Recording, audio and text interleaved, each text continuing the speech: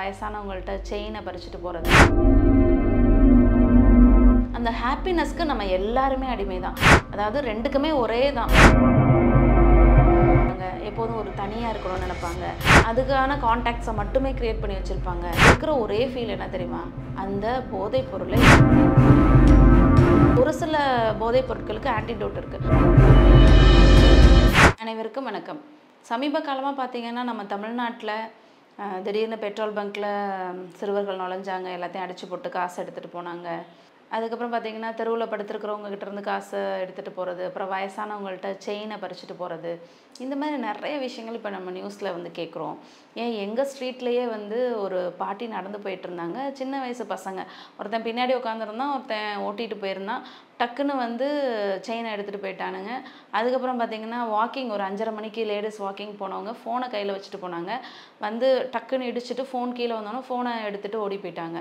எல்லாமே சிறு வயசு தான். எல்லாம் பார்த்திங்கன்னா ஒரு 15லேருந்து 25 வயசு. இதே தான். ஏன் இந்த மாதிரி நடக்குது அப்படின்றத பற்றி உங்களுக்கு சொல்லணும் அப்படின்றதுக்கான பதிவு தான் இது. இந்த போதைப் பொருட்களுக்கு அடிமையாகிறதா இருக்கட்டும் சரி, அடுத்தது வந்து ஸ்மோக்கிங், ஆல்கஹால் எல்லாமே வந்து ஒரு வகையான அடிக்ஷன், டிபெண்டன்ஸை கொடுக்குது. நம்ம ஏன் இந்த விஷயத்துக்கு வந்து அடிமையாகிறோம் அப்படின்னு பார்த்தீங்கன்னா பிரெயின் தான். பிரெயினில் வந்து டோபமினர்ஜிக் சர்க்கியூட், அதாவது மீசோலிம்பிக் சர்க்கியூட்னு சொல்லுவோம். அதில் வந்து டோப்பமின் அப்படின்றது வந்து எக்ஸஸாக வரும்போது நமக்கு ஒரு ஹாப்பினஸ் வரும். அந்த ஹாப்பினஸ்க்கு நம்ம எல்லாருமே அடிமை தான். சில சக்ஸஸ் பீப்புள் பார்த்திங்கன்னா அடுத்தடுத்து அப்படின்னு சொல்லிட்டு சக்ஸஸ் ஆகிட்டே இருக்கணும்னு அதை நோக்கியே ட்ராவல் பண்ணுவாங்க. இது வந்து ஒரு நல்ல வகையான அடிக்ஷன். ஏன்னா அந்த சக்ஸஸ் வந்து அவங்களுக்கு அந்த மீசோலிம்பிக் சர்க்கியூட்டை ஸ்டிமுலேட் பண்ணி டோப்பமினை ரிலீஸ் பண்ணும். இப்போ நம்ம ஃபேமிலி மெம்பர்ஸோட நல்ல சந்தோஷமாக பேசி சிரிக்கும்போது நமக்கு டோப்பமின் வரும். டோப்பமின்க்கு இன்னொரு பேரே ரிவார்டு ஹார்மோன் தான். இந்த ரிவார்ட் சென்டரில் தான் அடிக்ஷன் சென்டரும் இருக்குது. அதாவது ரெண்டுக்குமே ஒரே தான், மீசோலிம்பிக் சர்க்கியூட் தான் ரீசன்.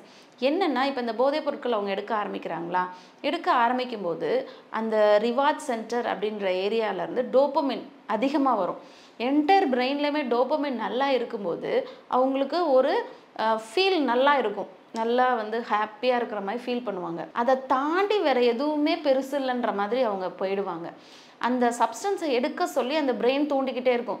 ஓகே எடு, டோபமின் குறைஞ்சிருச்சு, நீ அடுத்து அந்த இப்போ கஞ்சாவாக இருக்கட்டும், இல்லை சில பேர் ஊசி மருந்துகள் போட்டுக்குவாங்க. எதுவாக இருந்தாலுமே உங்களுக்கு வந்து டோபமின் அதிகப்படுத்தணும் அந்த பிரெயினுக்கு. அப்போ கேட்டுக்கிட்டே இருக்கும், குடுன்னு கேட்டுக்கிட்டே இருக்கும். அப்போ அதை நோக்கி மட்டும்தான் அவங்களோட எண்ணங்கள் இருக்கும். இதுக்கு முன்னாடி அவங்க வந்து எப்படி இருந்தாங்களோ அதுலேருந்து கொஞ்சம் கொஞ்சமாக மாற ஆரம்பிப்பாங்க. ஃபேமிலியோட டைம் ஸ்பெண்ட் பண்ண மாட்டாங்க, எப்போதும் ஒரு தனியாக இருக்கணும்னு நினைப்பாங்க. ஃப்ரெண்ட்ஸை வந்து அது கூட எடுக்கிறவங்க அதுக்கான கான்டாக்ட்ஸை மட்டுமே க்ரியேட் பண்ணி வச்சுருப்பாங்க. ஏற்கனவே இல்லை நல்ல ரிலேஷன்ஷிப்பெல்லாம் கட் பண்ண ஆரம்பிச்சிருவாங்க. தன்னை தானே பார்த்துக்க மாட்டாங்க. ஒரு நல்ல நீட்டாக ட்ரெஸ் பண்ணுறது, வீட்டுக்கு என்னாச்சும் வாங்கி கொடுக்கணுமா, என்னோடய ரோல் என்ன, வீட்டில் வந்து ஒரு அப்பாவாக என்னோடய ரோல் என்ன, இப்போ படிக்கிற பசங்களாக இருந்தால் நான் நல்லா படித்தா தான் பின்னாடி நல்லா இருக்க முடியும். இந்த மாதிரி எந்த விதமான ஃபீலுமே அவங்களுக்கு இருக்காது. அவங்களுக்கு இருக்கிற ஒரே ஃபீல் என்ன தெரியுமா? அந்த போதைப் பொருளை எப்போ எடுக்கணும், அதை வாங்கிறதுக்கு எப்படி காசு நம்ம சம்பாதிக்கணும், இப்படி தான். அந்த காசை வந்து நேர்மையான வழியில் நம்ம சம்பாதிக்கணுன்ற எண்ணம் கூட அவங்களுக்கு இருக்காது. ஏன்னா ஜட்ஜ்மெண்ட்டு போயிடும். ஸோ ஒரு டிசிஷன் மேக்கிங் போயிடும். எப்படியாவது நமக்கு காசு வேணும், அந்த காசை கொடுத்து அதை வாங்கி நம்ம எடுக்கணும் அப்படின்ற லெவலுக்கு தள்ளப்பட்டுருவாங்க. ஸோ அப்போ தான் அவங்க வந்து இந்த ஆன்டி சோஷியல் பிஹேவியருக்குள்ளே இறங்குறது. காசு இருக்கிறவன் வீட்டு அம்மா அப்பாவை அடித்து உதச்சி இல்லை பொருளை எடுத்துகிட்டு போய் விற்று அப்படி வாங்குவாங்க. காசு இல்லாதவங்க, வீட்டிலேயே காசு இல்லை அப்படின்னா வெளியில் உள்ளவங்கள்ட்ட போய் நல்லா செயினை எடுக்கிறது. இந்த மாதிரி பெட்ரோல் பங்க்கில் கொஞ்சம் வயசானவங்க நம்மளை ஒன்றும் பண்ண முடியாது அப்படின்னு தெரிஞ்சிச்சுன்னா அவங்கள போய் துன்புறுத்தி எடுக்கிறது. ஈவன் ஆட்டுக்குட்டி கிராமத்துலலாம் பார்த்திங்கன்னா பாட்டிங்க ஓட்டிகிட்டு போகிற ஆட்டுக்குட்டியை கூட பாட்டி அடித்து போட்டுட்டு எடுத்துகிட்டு போய் விற்று காசாக்குறாங்க. ஸோ இந்த மாதிரி எந்த விதமான ஒரு ஜட்ஜ்மெண்ட், நம்ம லைஃப்பில் இதை தான் பண்ணணும் பண்ணக்கூடாதுன்றதை பற்றி யோசிக்கவே மாட்டாங்க. அவங்களுக்கு தேவை எல்லாமே இந்த போதைப் பொருள் அப்படின்ற மாதிரி ஆகிடும். ஸோ அவங்க லைஃபே ஒரு மீனிங்லெஸ்ஸாக ஆகிடும். இதுதான் ரீசன்.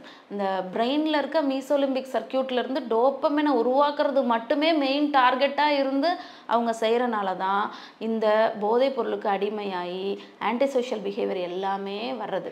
இதுக்கு நம்ம என்ன பண்ணணும்? ஸோ இதுக்கு ஃபஸ்ட்டு ஃபேமிலி மெம்பர்ஸ் தான் அதை ஐடென்டிஃபை பண்ணணும்.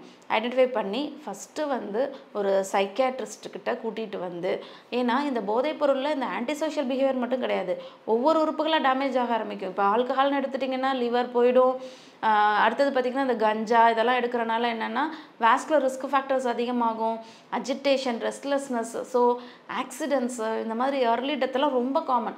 ஸோ அப்போ என்ன பண்ணணும்னா ஃபஸ்ட்டு வந்து அவங்களுக்கு ஒரு புனர்வாழ்வு, ஒரு மறுவாழ்வுக்கு நம்ம என்ன பண்ணணும்னு யோசிச்சு ஒரு சைக்காட்ரிஸ்ட்டை கூட்டிகிட்டு வரணும்.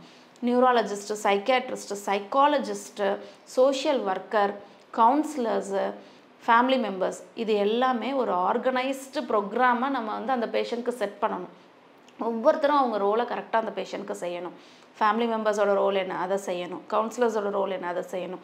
டாக்டராக என்ன பண்ணணும். சில இதுக்கு ஆன்டிடோட் இருக்குது. சப்ஸ்டன்ஸ் அப்யூஸ்க்கு ஆன்டிடோட் எல்லாத்துக்குமே இல்லை, ஒரு சில போதைப் பொருட்களுக்கு ஆன்டிடோட் இருக்குது. அந்த ஆன்டிடோட்டை கொடுக்கறது, அவங்களுக்கு இதுக்கு முன்னாடி அவங்க நல்லா இருக்கிறப்ப எந்தெந்த இதெல்லாம் அவங்க ரொம்ப பேஷனேட்டாக செஞ்சாங்க அதில் அவங்கள இன்வால்வ் பண்ணுறது. ஸோ ஒரு எக்கோ ஃப்ரெண்ட்லி ஒரு என்விரான்மெண்ட்டில் நம்ம வந்து ஒரு ரீஹாப் செட்டப்பில் அதை வந்து நம்ம வெளியில் கொண்டு வரதுக்கான முயற்சிகளை எடுக்கணும். இதை வந்து நம்ம அடிக்ஷனுக்கு இன்வால்வ் ஆனவங்கள 2 வகையாக பிரிக்கலாம். அக்யூட் ஃபேஸ் ட்ரீட்மெண்ட்டு, அடுத்தது வந்து ரீஹேப்.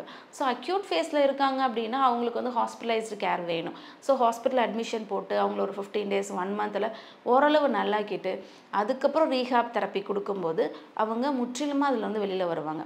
வெளியில் வர்றதுக்கு 6 மாதத்துலேருந்து 2 வருஷம் வரைக்குமே ஆகலாம். 2 வருஷம் வரைக்குமே அந்த பேஷண்ட் வந்து அந்த சப்ஸ்டன்ஸை எடுக்காமல் இருந்தாங்கன்னா தான் அவங்க ஃபுல்லாக டீஅடிக்ஷன் ட்ரீட்மெண்ட்க்கு நல்லா ரெஸ்பாண்ட் பண்ணாங்கன்னு அர்த்தம். நம்ம ஒரு 3 மாதம் ஓகே இனிமேல் விட்டுருவாங்க அப்படின்லாம் இருக்கக்கூடாது. ஸோ அவங்களுக்கு ஹார்ம்ஃபுல் எஃபெக்ட் கொடுக்குற மாதிரி உள்ள பியர் குரூப்போடய அவங்க மிங்கிள் ஆகக்கூடாது. அந்த சப்ஸ்டன்ஸை போய் பார்க்குற அளவுக்கும் ஒரு ஆப்பர்ச்சுனிட்டி க்ரியேட் ஆகக்கூடாது. இதுதாங்க ஏன் வந்து இப்போ ஆன்டி சோஷியல் பிஹேவியர் அந்த அடிக்ஷனால் அதிகமாக இருக்குது அப்படின்றது இப்போ உங்களுக்கு புரிஞ்சிருப்பீங்க. இதுக்காக நம்ம என்ன பண்ணணுன்றதோ இப்போ உங்களுக்கு நான் சொல்லியிருக்கேன். வேறு ஏதாவது டவுட்ஸ்னால் கமெண்ட்ஸில் கேளுங்க. நன்றி, வணக்கம்.